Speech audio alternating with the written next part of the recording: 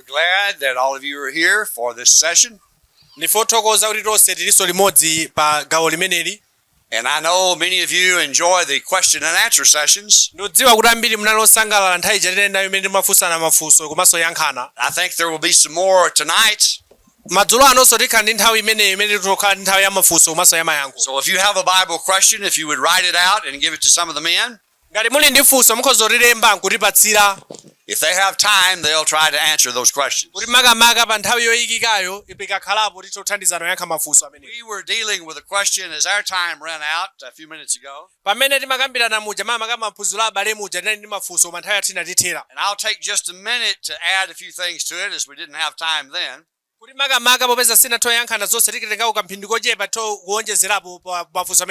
And the question dealt with a man and woman being married. And the man taking a second wife. And from what I understood, they were both Christians. The man and woman originally were Christians.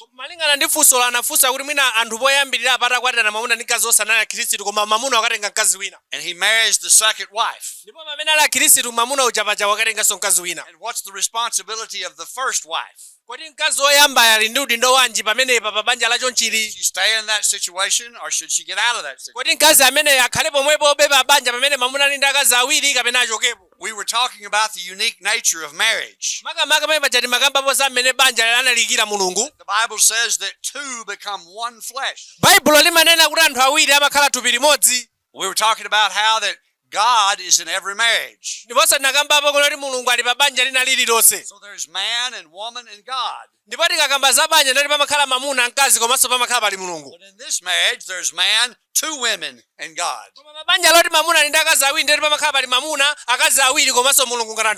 This is sinful. The man is living in sin.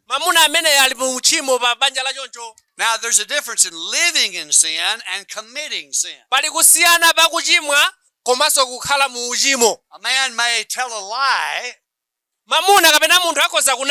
and he may be married to a woman. That doesn't mean that she's a liar.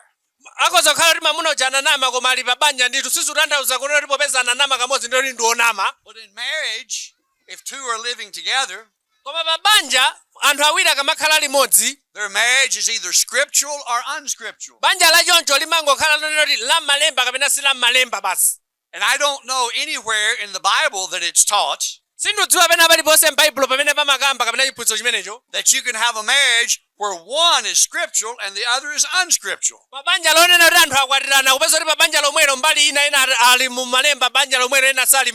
If you can't have that,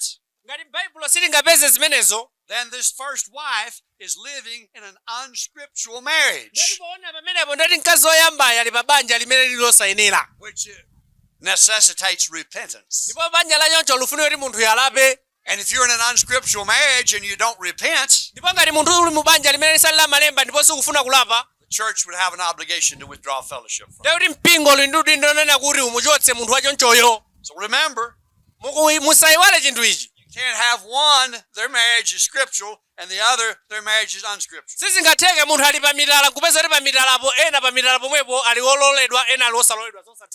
Two become one flesh. So maybe that helps.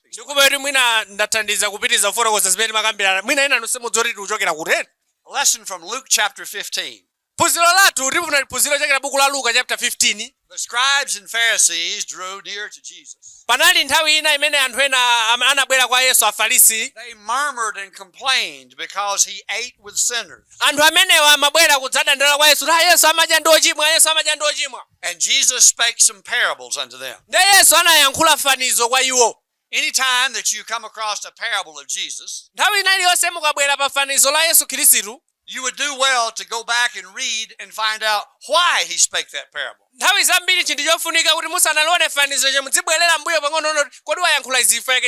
Here he spake the parable of the lost sheep, the woman with the lost coin, and the lost boy or the prodigal son. Komanso anakambapo za mwana olowerera amene mwina timamudziwa bwino. Why did he speak these parables? Koma munthu kumafunsa kuti fake nchana anakamba mafanizo atatu amenewo. Because Jesus was spending time with tax collectors and sinners. Chifukwa Yesu nthawi zambiri amakhala ndi anthu amene analotolera misonkho komanso ochimwa. They murmured and complained because he was eating with sinners. Ndi anthu ena amadandaula kuti amene amadya ndi ochimwa, amene amadya ndi ochimwa bwanji. They viewed themselves as better than those individuals. They weren't sinners. Amadziwa nayo kuti ife tili bwino kuposa awa. And Jesus tells this last one about the prodigal son. Ndipo Yesu pamapeto pake anakamba za munthu fanizo lina la mwana olowerera. I'm sure you've heard a lot of lessons over the years on the prodigal son. Ambiri munavapo phunziro lokhudza mwana olowerera kwa zaka zambiri. But in this lesson, we want to try to look through the eyes of the elder brother. Koma manga phunziro lathu sitifuna kukamba kwambiri za mwana olowererayi, koma m'bale wake wamkulu anamusiya nyumba uja. You remember the prodigal son wasted his substance in riotous living. Timakumbukira bwino kuti mwana olowerera atapatsidwa chuma chake anakachiwononga kudya mosakaza kucha. But he came to himself and decided to come back to his father. Koma mwana amene uja atazindikira kenako anaganiza zobwerera kwa tate wake. He was going to repent and tell his father he was sorry. Amene anapita kwa bambo ake nkukalapa kuti pepani bambo anga ndalakwa ndithu. His father was willing to forgive him. Koma tikati tione bambo anga analokozeka kuti amukhululukire. But his elder brother was not. Koma m'bale wake wamkulu uja sanalokozeka kuti akhululukire m'bale wake wang'onoyi. And let's try to look through his eyes and see what he was seeing. Maka ndifuna kuti niyo muziganizire kuti muli ngati m'bale wake wamkulu uja tione kuti kodi uja amaona chani. Looking through the eyes of the elder brother, he saw that he was better than his younger brother. Tikamuona m'bale wake wamkulu uja amatakaona m'bale wake wang'ono ine ndili bwino posa m'bale wanga wang'ono iru. His younger brother had made mistakes. M'bale wake wang'ono uja anapanga ndithu zolakwika zambiri. He had demanded his inheritance and wasted his substance with harlots. Anatenga chuma chake kwa bambo ake nkukadya mosakaza ndi azimayi oyendayenda.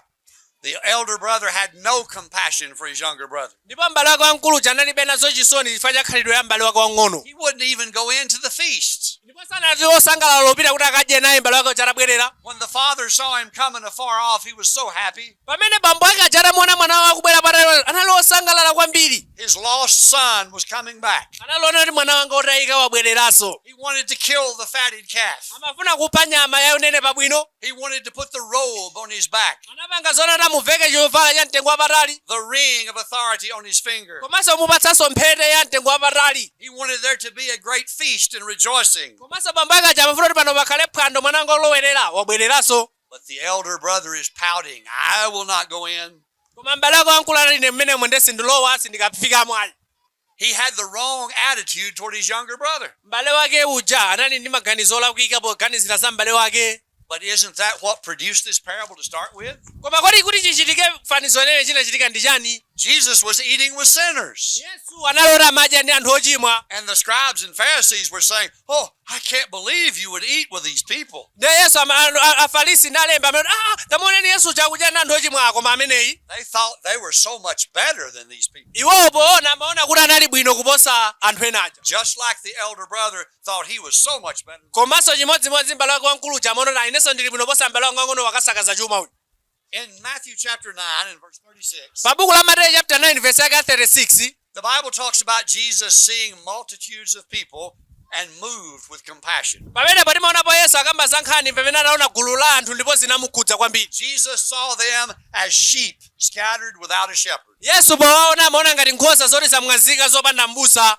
Jesus was one who was filled with compassion. Yesu anali iyeyo amene anakhudzidwa ndi chisoni poona anthu aja. Our Heavenly Father has compassion. Chimodzimodzinso tidziwe kuti Atate wathu wakumwamba Mulungu ali ndi chisoni, ali ndi chifundo pa ife. Jesus Christ has compassion. Yesu Khristu ali ndi chifundo pa ife. He wants us to be like Him. Afuna ifenso tikhale ngati Iye. If we're going to be like Him, we must have compassion. Ndiponso ifenso ngati tifuna kukhala ndi Iye tiyenera kukhalanso ndi chifundo pakati pa anthu. But the elder brother had none. Koma m'bale wake wamkulu uja analibe chifundo ngati chimenecho. You remember the story in Matthew chapter 18 verses 23 through 25? Timakumbukira bwino nkhani imene imapezeka buku la Mateyu chapter 18 verse yake 23 mpaka 25. I said 25, I meant 35. Mateyu chapter chake cha 18 verse yake 23 mpaka verse yake 35. The unmerciful servant. Timaonapo nkhani ya munthu wina wantchito amene anali wopanda chifundo. Here was a man that owed a lot of money. Anali munthu amene anali ndi ngongole ndi anthu osiyanasiyana. More money than he could pay in his entire lifetime. Ndipo anali ndi ngongole zoti sanakatha kuzipereka ulo atakhala moyo wautali wotani. And it was the custom of that day when someone owed a lot of money and couldn't pay it, inali chikhalidwe cha nthawi imeneyo kuti munthu akakhala ndi ngongole ndipo sakufuna kubwezera kapena sakukwanitsa kubweza, to put them in prison and torture them so their relatives and family would come up with the money.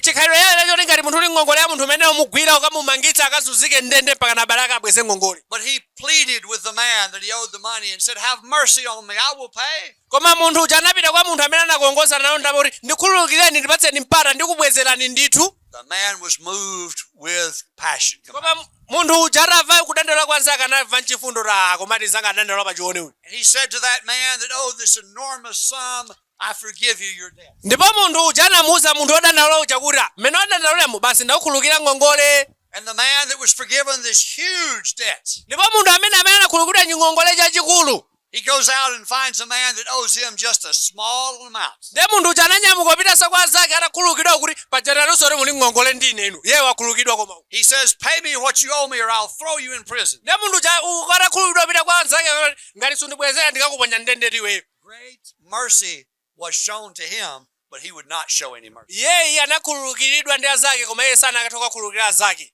The elder brother would not show any mercy to his younger brother. Chimodzimodzinso m'bale wake uja wamkulu uja sanaonetsenso chifundo kwa nzake uja. He viewed his younger brother as inferior to him. Anaona m'bale wake uja wang'ono uja ngati anali wapansi kuposa yeyo. He did not have any good feelings at all toward him. Analionena kuti akamaona m'bale wake uja sizimamusangalatsa ulo pang'ono pomwe. He is a worthless person. Yeye akamaona malota uyu ndiye ndi wopanda pake m'bale wanga iwononga chuma uyu. But isn't this how the scribes and Pharisees thought Jesus is eating with tax collectors? Izinso chinali chimodzimodzi Afarisi ndi alembi akamaona Yesuso akudyatu ndi anthu ochimwa ameneyi. This was the attitude of many of the Gentiles in the first century. Ichinso nali chimodzimodzi anthu ambiri mu masiku ayambiri 100 aja kaganizidwe kawo. The Jews' attitude in regard to the Gentiles. Makamaka kamaona Ayudaso akamaona anthu amitundu amaona kuti anthu awasongosafunikirawo. They viewed them as worthless. Amati akamaona azawo ngati awa ndi aya alibe kufunikira kwenikweni. The elder brother could see his younger brother's faults, M'bale wake wamkulu uja m'buku la Luka uja amatha kuona zimene m'bale wake wang'ono anachita zolakwika. but not his own. Koma iyeyo chimene chimafuta njani samaona zimene yakulakwitsa. Jesus warned us in Matthew 7 verses 1 through 5 Timaona pa buku la Mateyu chapter 7 verse yake 1 mpaka 5 Yesu akutipatsa ife chenjezo. about looking at our brother and seeing a little speck in his eye Kuyang'ana m'mundiso mwa m'bale wako kuti muona kachitsotso. when we have this great thing in our eye. Pamene ife ndiso mwathu muli chinthu chachikulu koma tikuona limba nanga chitsotso ka m'bale wathu. Get your life straight before you start telling others how to live. Chofunika nchonena kuti tiyambe takonza moyo wathu pamene tifuna tikukonza anthu ena. The elder brother saw his younger brother as not being as important as he was. Amene ujayo m'bale wamkulu uja amataka ona m'bale wake wang'ono samamuona kufunikira kwenikweni naye. He is saying, what about me? Where is my fatted calf? Where's my robe, my ring? Ndiye uja samataka ona m'bale wanga wang'ono mwampangira izi. Nanga ine zanga zili kuti. Simundiphera kwa nyama, simundipatsako chofanana mtengo wapatali. Zanga zili kuti. He's telling his father, I've served you all these years. You didn't give me any of these things. Ndiye m'bale wake wamkulu uja amauza bambo ake kuti ine ndakukhala okhulupirika kwa zaka zonsezi koma zonsezi ngati izi simunandipatse ine. And his attitude seems to be, I'm more worthy than him. Ndiye akaganizidwe kake amati ine ndiyenera zinthu zambiri kuposa yeyika. But you know, God sees all people as important. Koma tisayiwale kuti Mulungu amaona anthu onse kuti ndi anthu ofunikira.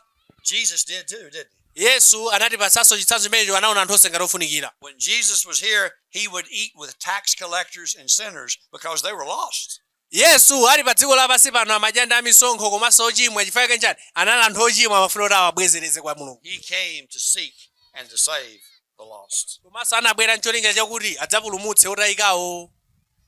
We must get beyond our self-importance. Ife tikamaona zinthu tisamangoziganizira za ife tokhayi.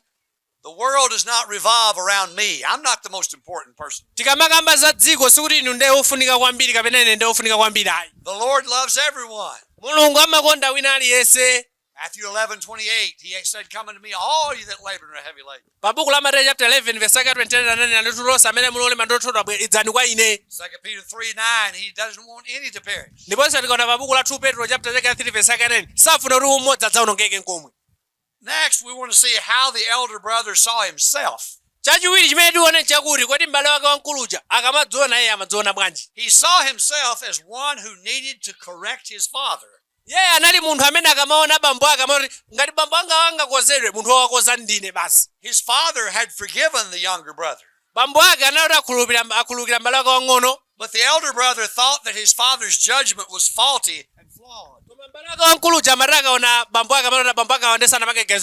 The elder brother thought his judgment was better than his father's judgment.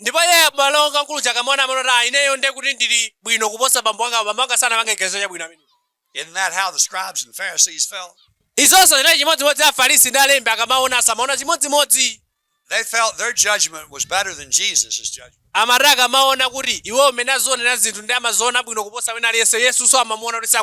They thought they knew better who Jesus should and should not eat with than he did.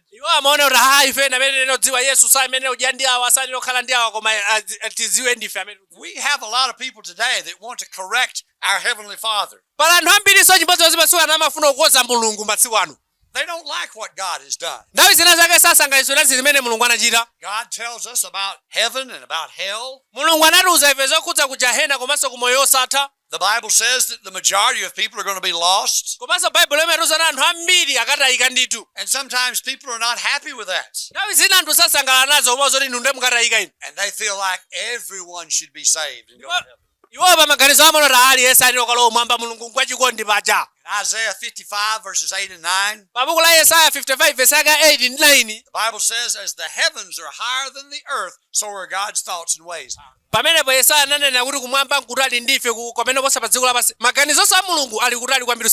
remember in 2 Kings 5, Naaman the leper? When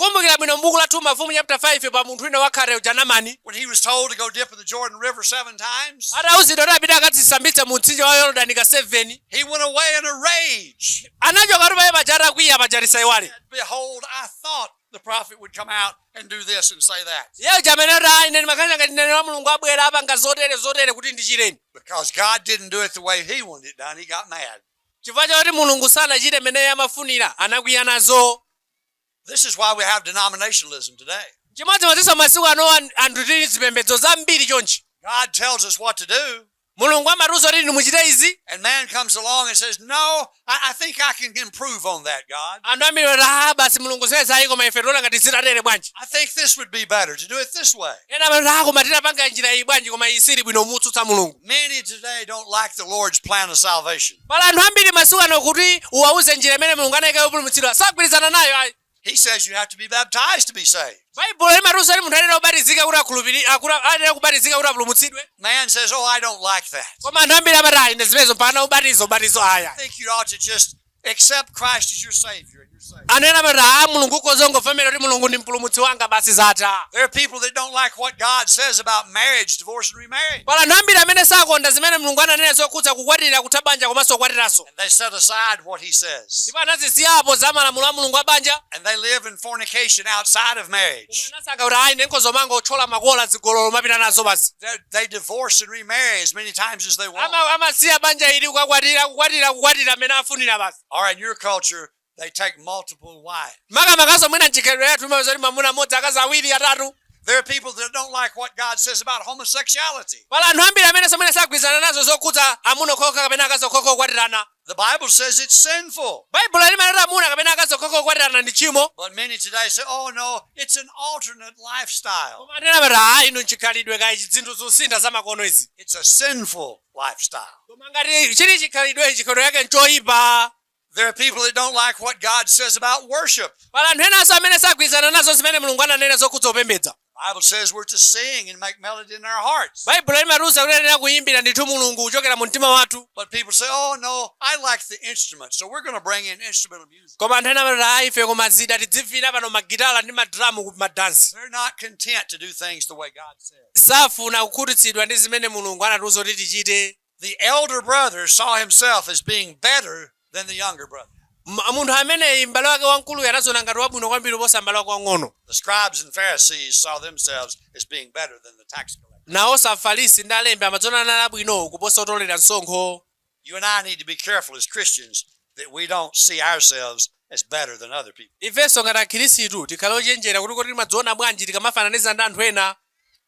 The elder brother saw himself as one who had earned his father's blessings.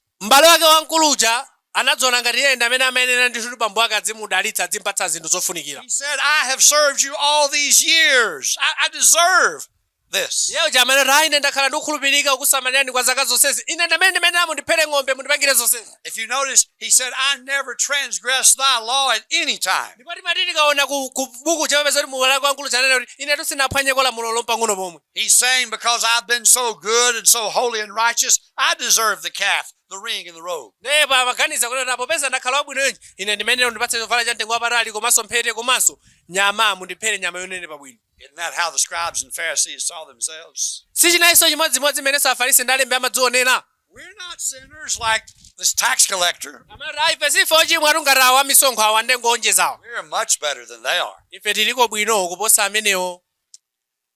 Do you really think that the elder brother would like to have had his life on display, everything he's ever done? Ndikhulupirira kuti m'bale wake wankuluja atakakonda bambo ake anakabweretsa zonse zabwino zimene achita kuti alisazidziwe. Had he been a perfect son?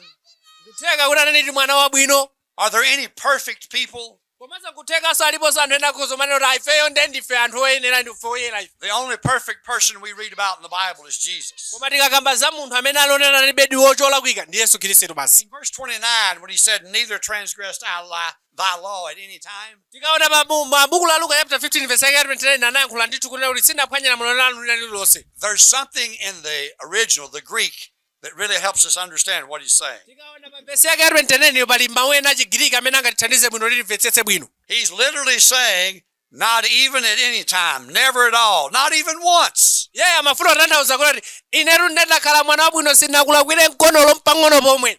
Sounds like a perfect man, doesn't it? Ukazimva munthu ayankhula funa kuti koma munthu koma uyutuyu. Do you really think that's a true statement? Koma muona kuti zona kuti angakhale sanalakwireko bambo ake eyi.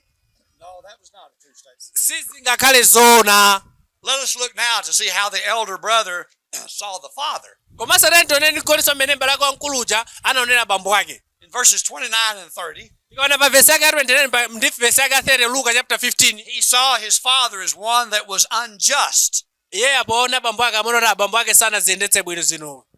What was his father's flaw, or what was his father's sin? Kodi bambo ake chimene anachimwa ndi chani? Showing mercy to the son. Chimene bambo ake ngati anachimwa ndi kumvera chifundo mwana wake amene analotayika. Showing mercy is not a sin, it is a characteristic that is to be admired. Kuonetsa chifundo kapena chisoni si chimo koma ndi chinthu chofunika kuti aliyense akhale nacho ndithu. His father, in his mind, didn't do the right thing because he had compassion on his younger brother. Bambo ake kuonetsa chifundo kwa m'bale wake wang'ono sanalakwe ina chilichonse ngakhale iyeyo anadziona ngati nzolakwika. He was not pleased with his father's compassion. Iyeyo sanasangalatsidwe ndi mmene bambo ake anaonetsera chifundo. He was not pleased because his father would forgive his younger son. Sanasangalatsidwe foti bambo ake anatha kumukhululukira m'bale wake wang'ono. The scribes and Pharisees were not pleased that Jesus would show compassion on tax collectors and sinners. Afarisi nawonso ndi alembi sanamasangalatsidwe nazo popeza Yesu amaonetsa chifundo pa anthu ochimwa. They were not pleased that he would spend time and eat with them Samasangalatsidwe kuti Yesu amadya ndi anthu ochimwa and try to help them. makamaka ufunanso wathandiza. So in this lesson, we have tried to look through the eyes of the elder brother Ndipo mphunziro lathu taonamo potengera mmene m'bale wake wankuluja amazionera zinthu. we have tried to see how the elder brother saw his younger brother, Taonaponso mmene m'bale wake wankuluja amatha kumuonera m'bale wake wang'ono.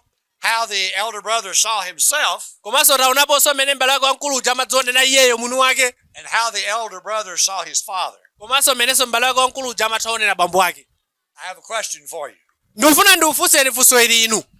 When you look out at your fellow man, how do you see others? Kodi niyo mumati mukaona munthu nzanu mumamuona bwanji? Do you see people that are inferior to you? Kodi mukamaona maona awa ndi anthu apasi kwambiri koma ife ndi apamwamba? Do you view some people as being worthless? Kapena mukamaona anthu ena moti awa ndi zinyalala izi zopanda ntchito? You shouldn't. Musamaone anthu ena choncho. How do you see yourself? Kodi nanga iniyo mukamadziona inu mmadziona kuti iniyo ndinorani? Do you see yourself as better than other people? Kodi mukamadziona iniyonso mmadziona kuti iniyo muli apa zanu ali apasi? Do you see yourself as one that doesn't make mistakes and doesn't sin, but these people over here sin, but not me? Kodi inunso mukamadziona mmadziona kuti iniyo ndi simumachimwa koma anthu ambiri akuchimwa kunjaku? How do you see your heavenly Father? Komanso makamaka kodi mulungu wanu mumamuona bwanji? These are important questions. Awa ndi mafunso ena amene alofunikira kwambiri. And I want you to think for a moment. Koma ndifuna kuti muganizire izi. When you see your Heavenly Father correctly, Mukaona Atate wanu wakumwamba moyenerera, then you'll see others correctly. mudzatha kuonanso anthu enanso moyenerera. And when you see your Father and others correctly, then you can see yourself correctly. Mukaonanso Atate wanu wakumwamba komanso anthu ena moyenerera, mudzadzionanso inunso moyenerera. When you go back to this parable in Luke chapter 15, Mukabwereranso mu fanizo limene m'buku la Luka chapter chake cha 15, the lost sheep was found. timapezapo nkhosa imene inatayika imene inapezeka. The lost coin was found. Timapezaponso ndalama imene inatayika inapezeka. The lost boy came home. Komanso timapezapo mwana ulowerera wabwereranso ku nyumba. But as the story ends in Luke 15, Koma pa buku la Luka chapter 15 pamene nkhani ija imatha, the elder brother who had the wrong attitude m'bale wake wamkulu amene anali ndi malingaliro oyipa is still having the wrong attitude. inakatha kunena kuti anakalibe ndi malingaliro olakwika ndithu. It didn't turn out too good with him. Sinasinthebe nkhani ija mabwino kwa iye ayi. You can't please God when you have the wrong attitude. Munthu sungamukondweretse Mulungu ngati uli ndi maganizo olakwika. You must have the right attitude toward yourself. Mwene okhala ndi maganizo olondola pa inu eni wake. You must have the right attitude toward your fellow man Mwene okhala ndi maganizo olondola pakati pa munthu nzako. and the right attitude toward God. Komanso mwene okhala ndi maganizo olondola pakati pa Mulungu ndinu. Fear God and keep His commandments. This is the whole duty of man. Tiyenera kuopa Mulungu komanso pereka ulemu ichi ndiye chinthu chofunika pa munthu. Tonight, as we end this lesson, Usiku uno pamene tumaliza phunziro latuli, I hope that you can see some things in this lesson that will help you. ndikupemphera mutaonapo zinthu zina mu phunziro imene zingakuthandizeni. And if you're not a Christian, that you will desire to be right in the sight of God. Ngati inu musala Khristu mukhale ndi malingaliro ofuna kukonza ubale wanu ndi Mulungu. The prodigal wasted his substance in riotous living, Tikaona mwana olowera uja ananonga chuma chake mu moyo owononga. but the Bible says he came to himself. Koma Baibulo limene anabwereranso mwa yekha nkumakalekezo chabwino. Before it was too late, before he died, he came back to the Father. Asanafe, nthawi isanathe, anabwereranso kwa Atate ake. If you're not a Christian, I hope you'll come to yourself. Ngati musala Khristu ndupempherera kuti mudzabwera mu nzeru zanu zabwino kuti mupakalenge chiganizo chabwino. And you will see that need for coming home to the Father before you die. Kuti makamaka muona kufunikira kuti musanafe amene obwereranso ku nyumba ya Atate wanu. Our Father is a loving Father. Atate wathu ndi Atate wachikondi. In Luke 15, this Father is pictured as watching for the Son to return. Mu buku la Luka chapter 15 mapeza Atate anali munthu oti amakhala amene akumadikirira kuti bambo anga abwera liti, bambo anga abwera liti. And running out to meet him, Koma satamuona kuti mwana wanga akubwera anathamanga kissing him and giving him the robe and the fatted calf. komanso umupyopyona umupatsa chovala cha mtengo wapatali komanso umuphera nyama yonenepa bwino. And more than once in Luke 15, it says there's rejoicing in the presence of the angels of heaven when one repents. Tikaona pa buku la Luka chapter 15 anakambaponso zinthu zambiri zokhuza kuti kumwamba kumakhala kusangalala kwakukulu pamene munthu mmodzi akalapa. You want to cause rejoicing in heaven tonight? Kodi mufuna kukoza kupangitsanso kuti kumwamba ukhale chimwemwe usiku uno? If you're a sinner and you'll repent, heaven will rejoice. Ngati muliona kuti simupanga zinthu zonena ndinochimwa mukalapa kumwamba kudzasangalala. God cared about the publicans and the sinners. He cares about you. Yesu amasamala za anthu amene timapeza m'Baibulo cha Afarisi ndi alembi ndi anthu ena aja komanso anthu ena ochimwa. Chimodzimodzinso lero amasamala za inu. The Bible says there's not a little bird that falls from the sky without God observing it. Baibulo limanena kuti palibe bolo mbalame imene ingagwe kuchoka kumwamba Mulungu osadziwayi. And he says you're of more value than many birds. Ndamanena kuti inu ndino amtengo wapatali mwinanso oposa mbalame. Tonight, faith, repentance, confession, and baptism will make you a Christian. Usiku uno kukhala mchikhulupiriro kulapa komanso kuvomekeza Yesu Khristu nkubatizidwa zikupangitsani inu mukhale Mkhristu. Maybe you've been thinking about that today. Mwina kuteka ena mwambo ziganizira zimenezo tsiku la lero. And before you go to sleep tonight, I hope you will decide to become a New Testament Christian. Ndikupempha mwina musanagone muganiza kuti mutokhala Mkhristu wa chipangano chatsopano. And you can be a Christian and still not be right in the sight of God. Zikozotheka ndiwe Mkhristu koma nkuthekanso kuti ubale wako ndi Mulungu sili bwino. The elder brother was in the family, but he had a very bad attitude. M'bale wake wamkulu uja anali limodzi ndi makolo ake koma kaganizidwe kake zochitika zake anali ali kunja kaganizidwe kake. There were things he needed to change. Pana zinthu zina zimene amene osintha ndithu. There may be things in your life that you need to change. Inunso mwina mukokhala ndi zinthu zimene moyo mwanu mwene kuti musinthe. Give you that opportunity tonight. Ndikupatsani nthawi imeneyo usiku uno. Calling the song leader to come. Tipempha kuti tsogolera mu nyimbo kuti abwere utsogolo kuno. We're going to lead a song. tiyimba nyimbo encouraging you to respond to the Lord's invitation. kuti makamaka pa nthawi imene yamayitanidwe muthe kuchitapo kanthu. If you'll come up to the front, these men will talk to you and find out what your needs are. mukabwera kutsogolo kuno abale adzatha kuthandizani kuti mufunike kuthandizidwa murani. If you need to come forward now. tipemphewa nyimbo kuti tiyimbe nyimbo yamayitanidwe. amene afuna kubatizika kapena kulapa abwere kutsogolo kuno. Thank you for the opportunity to present this lesson. ndithokoze chifukwa chokhala ndi mpata umenewu ophunzitsa mawu. m'bale wathu wa nyimbo.